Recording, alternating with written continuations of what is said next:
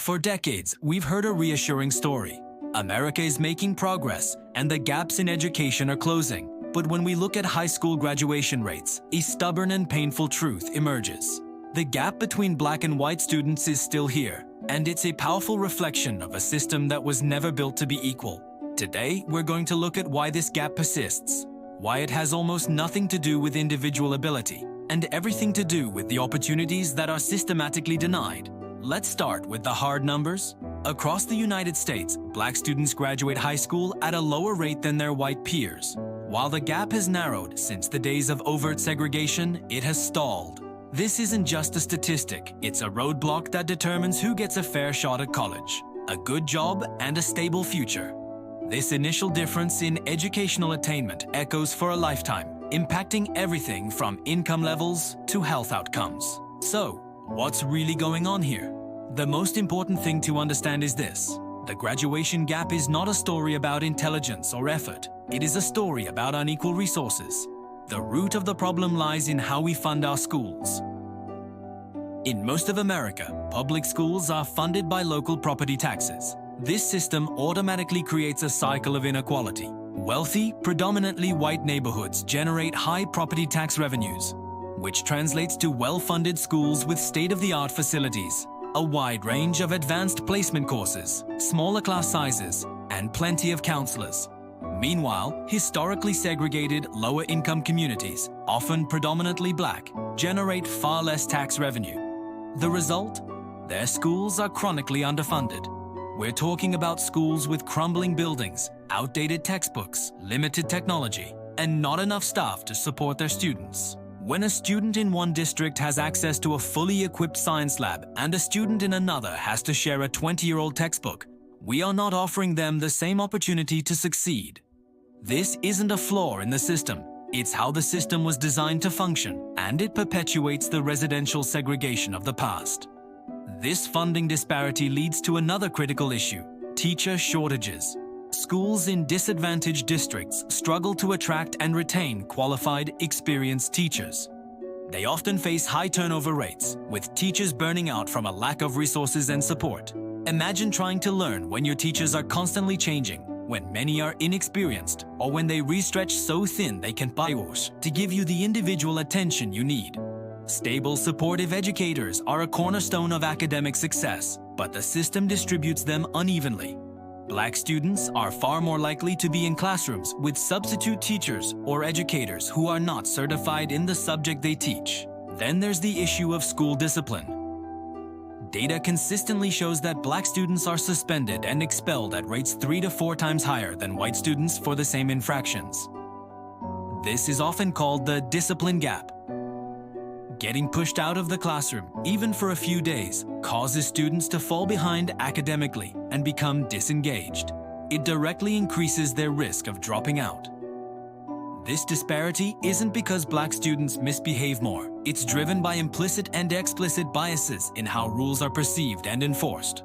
When a white student is seen as having a bad day and a black student is seen as a problem, the consequences are drastically different. Instead of support, they get punishment. This is a direct pipeline from the classroom to the dropout crisis. We also have to consider what students are dealing with outside of school walls. Students from marginalized communities are more likely to experience chronic stress from poverty, housing instability, or community violence. This isn't just a distraction. Toxic stress literally changes how the brain develops. It impacts memory, focus, and emotional regulation, making it incredibly difficult to concentrate in class and keep up with schoolwork. A student who is worried about where their next meal is coming from or is dealing with trauma cannot be expected to perform at the same level as a student who feels safe and secure. Schools in these communities often lack the counselors and mental health professionals needed to help students cope, further widening the gap. And what about academic support?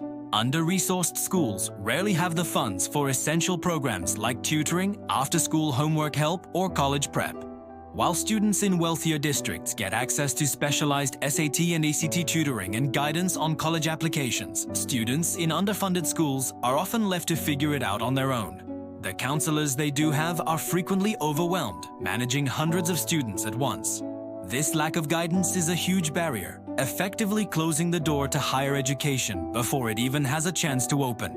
In our digital age, another divide has become painfully clear: the digital divide.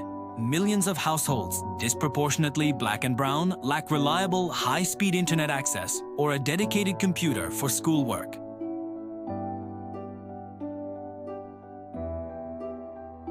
When homework, research, and even communication with teachers move online, students without access are left behind.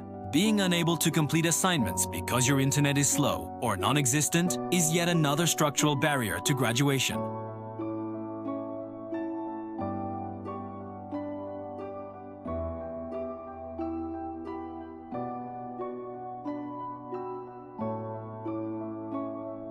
When you feel like the system is set up for you to fail, it's hard to stay motivated. When your curriculum doesn't reflect your history or your experiences, it's hard to feel connected.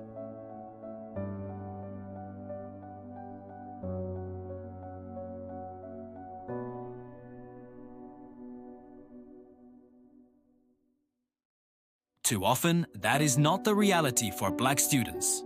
It's crucial to understand that this isn't just an education problem. It's an economic problem for the entire nation.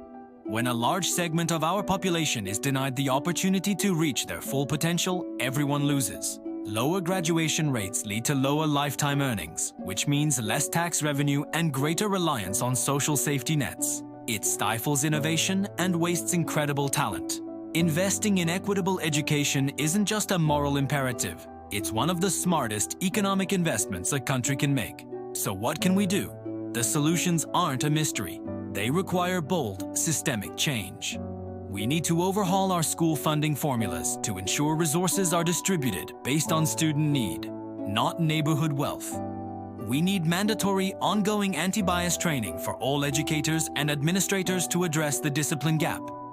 We must invest heavily in hiring more school counselors, social workers, and mental health professionals, especially in underserved communities. We should move away from punitive discipline like suspensions for minor infractions and embrace restorative justice practices, which focus on repairing harm and keeping students in the classroom. Expanding access to high-quality early childhood education can help close gaps before they even start. And we need to build robust pathways to college and careers, with dedicated support for first-generation students and those from low-income backgrounds. Ultimately, this is a story about opportunity. The high school graduation gap between Black and white students has never been about one group being more capable than the other. It has always been about a system that gives some students a clear path to success, while placing massive unnecessary obstacles in front of others. True equality means that a child's zip code should never determine their destiny. Closing this gap is not just about fixing our schools, it's about living up to the promise of a fair and just society. Until resources are equal, outcomes will never be equal. Thanks for watching. If you found this video insightful, please like, share, and subscribe for more deep dives into the issues that shape our world.